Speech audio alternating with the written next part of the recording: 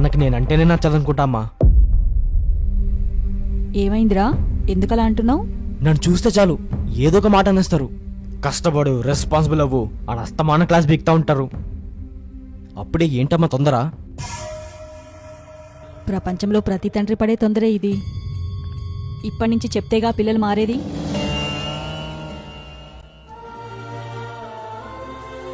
సరేరా, నీకొక చిన్న కథ ద్వారా ఎక్స్ప్లెయిన్ చేసి ట్రై చేస్తా. ఒక రాజ్యానికి రాజు ఎంతో ఇష్టంతో ఒక రామచిలుకని పెంచుకుంటాడు.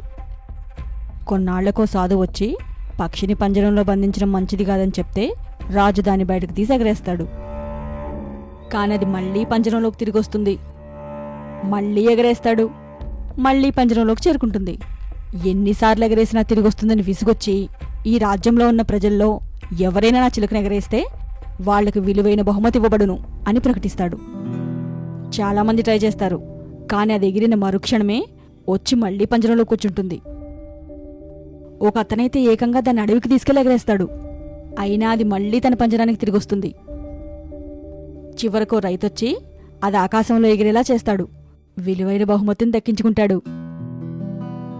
ఎలా? అంతమంది చేయలేని పని అతను ఎలా చేశాడు? అతనెవ్వరూ చేయలేని ఒక చిన్న పని చేశాడు కాబట్టి సాధించాడు. ఏంటది? చిలకని ఆకాశంలో ఎగరేశాక దాని పంజరాన్ని విరగ్గొట్టాడు. అది తిరిగొచ్చి చూస్తే పంజరం కనిపించలేదు. ఇక వేరే మార్గం లేక అది ఎగిరిపోయింది. ఇంకా చిన్నపిల్లలే ఆయన తల్లిదండ్రులు పిల్లల్ని కంఫర్ట్ జోన్లో పెంచుతున్నారు. కోరిన ప్రతి కోరిక తీరుస్తూ అన్నీ చేతికందిస్తూ పెంచుతున్నారు. ఇలా చేస్తున్నందుకు పిల్లలు వాళ్లే కష్టపడి సంపాదించుకోవాలనే మైండ్ సెట్తో దూరమవుతున్నారు. సర్టన్ ఏజ్ వచ్చాక కూడా వాళ్ల కంఫర్ట్ జోన్లో నుంచి బయటికి రాలేకపోతున్నారు.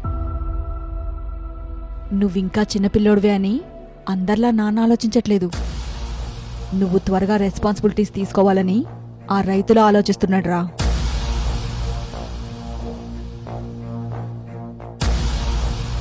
అర్థమైందమ్మా.